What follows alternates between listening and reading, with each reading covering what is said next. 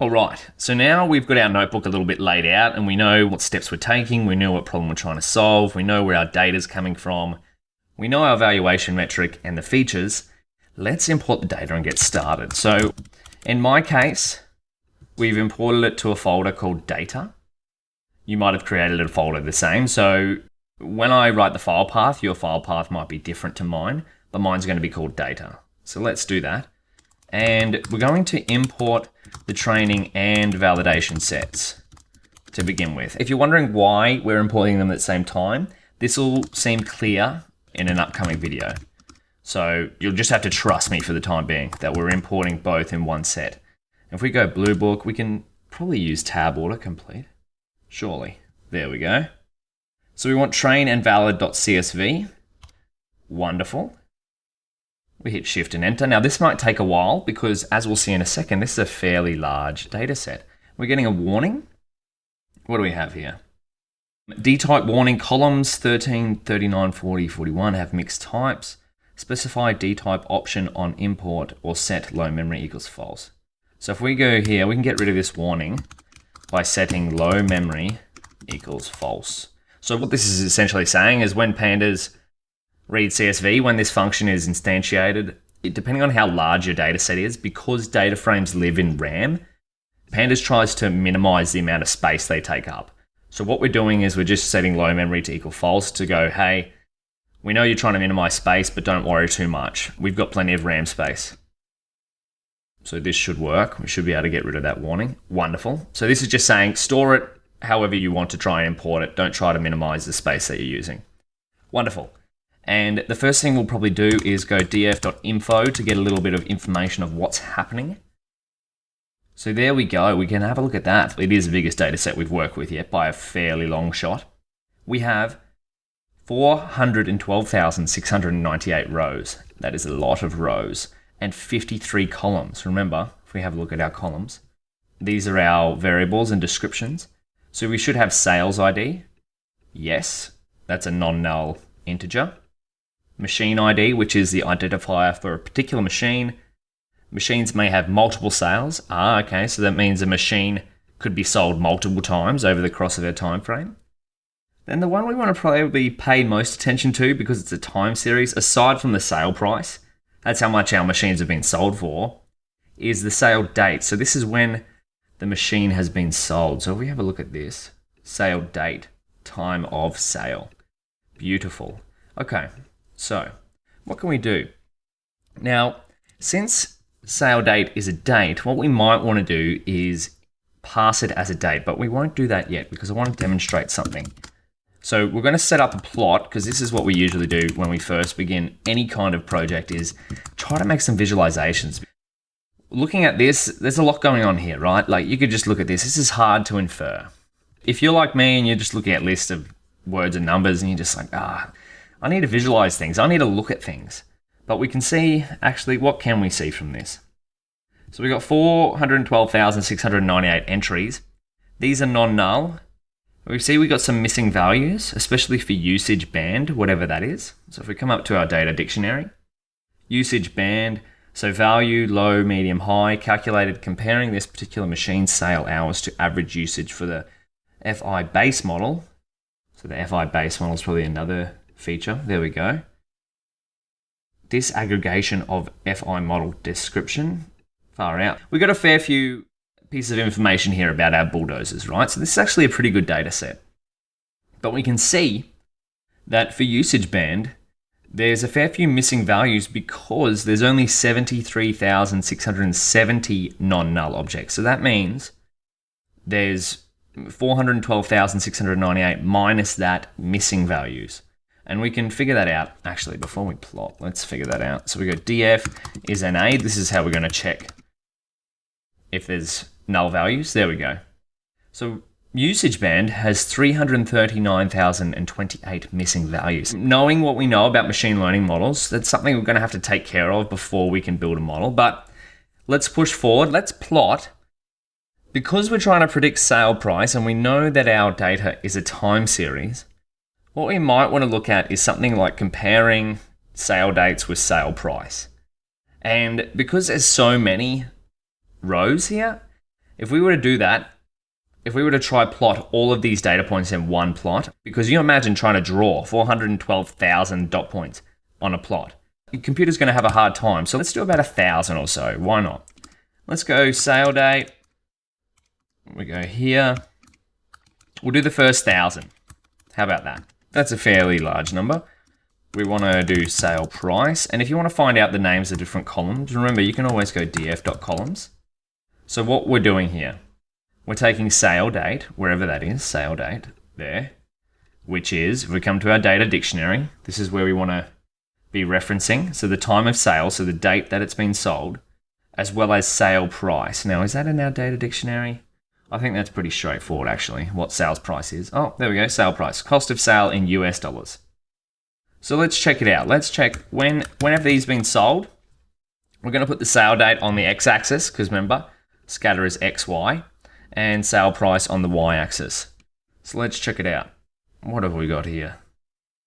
Oh, we forgot our equal sign.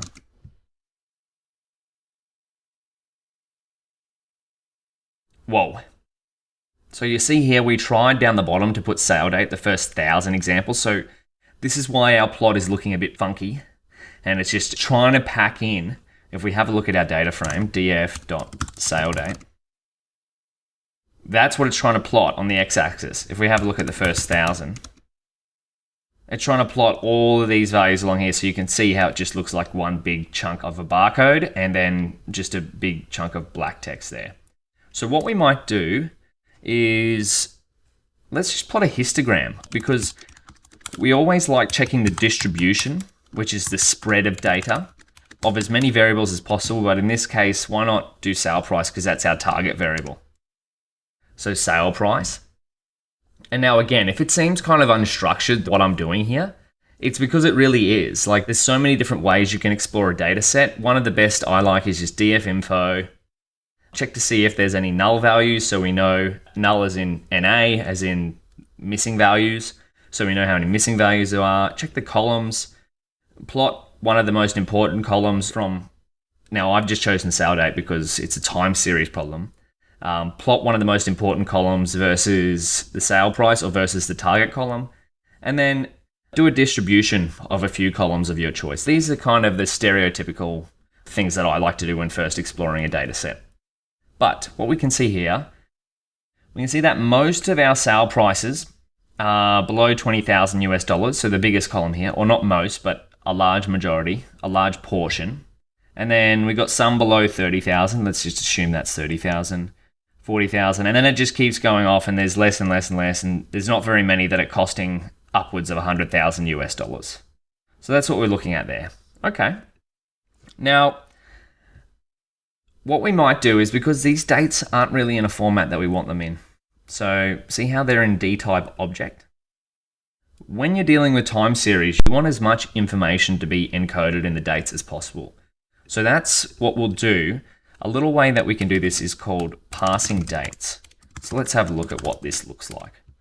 Parsing dates. So when we work with time series data, we want to enrich the time and date component as much as possible. And you might be thinking, well, how do we do that? Well, let's put it here. We can do that by telling pandas which of our columns has dates in it,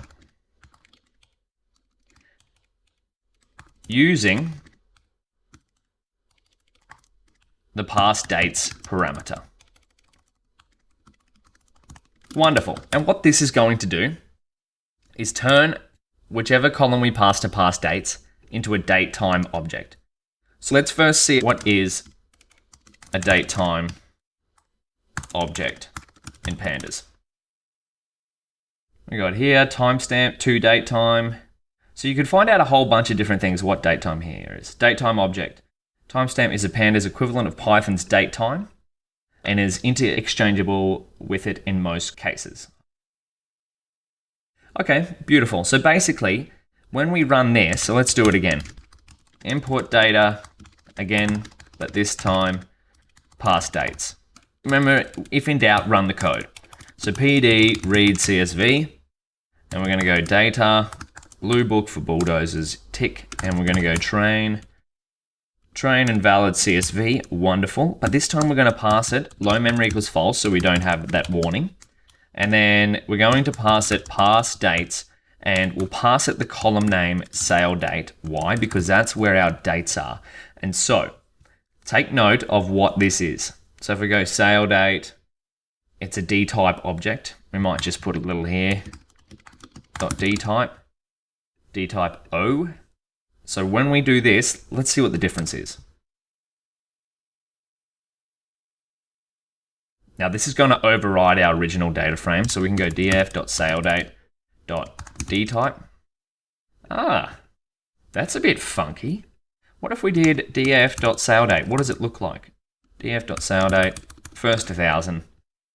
Ah, okay. So if we come up here, we got sale date. See how they look like this? What Pandas has done is, because we've passed it to past dates, it's gone over all of the values in the sale date column and converted them into this style. So we've got year, month, day. And we can see that the data type is date time 64. And if you were to Google, compare these two, because you might be wondering, why does it have a different value here compared to here? You'll find that in NumPy, these two are equivalent. So you'll just have to take my word for it. You could Google it, or we might actually do that just so I can prove to you. So we go here, Control C.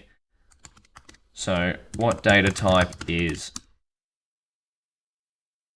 there we go. Date time 64 is a general D type, while M8NS is a specific type. There we go. This is Stack Overflow. So this is just a workflow, right? Of when you don't get something, there we go. np.dtype datetime 64 equals np.dtype m8. That's what we're after. But now that our dates have been passed, let's do the same plot that we did before. So fig ax equals plt.subplots. Wonderful. And we're just going to do the exact same thing, ax.scatter. We'll finish up this video in a second, actually, because we're not in a rush, right? We're learning, we're exploring. Sale price. And then we'll go here, we'll do 1,000 and see what looks different. Wonderful. So see how down the bottom now, instead of when we come back up here, we've just got a whole bunch of black because we're trying to put all these down there. Because our sale date column is now in the form of a datetime object, Matplotlib is able to intelligently look at the data type and then plot it accordingly. So we got here prices. So we can see there's a lot of sales. Maybe 2005 something happened, so there wasn't many sales in 2005. 2008, I believe that might have been the financial crisis or something like that, so there wasn't too many sales here. And then again, that's between 2008 and 2009. We can see the highest sale was done just in 2007, and then there's a lot of sales around the middle of between 2009 and 2010. But again, this doesn't really tell us too much, right? We're just getting an idea of what's going on.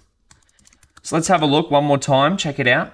df.head, this is our data frame that we're working with. We've got sales ID, sales price, a whole bunch of different columns here.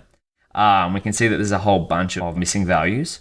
And if we wanted to find out more about what undercarriage pad width means, remember, we've got our data dictionary. We could have a look here. There we go. Machine configuration, width of crawler threads. Wonderful.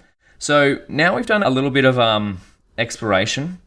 What we might do is sort our data frame by sale date and then keep going from there, make some more changes. So we'll do that in the next video, but otherwise, have a go at exploring the data frame, importing it, and trying to pass the dates with sale date and don't pass the dates, and check the difference in data type when you do and don't pass dates.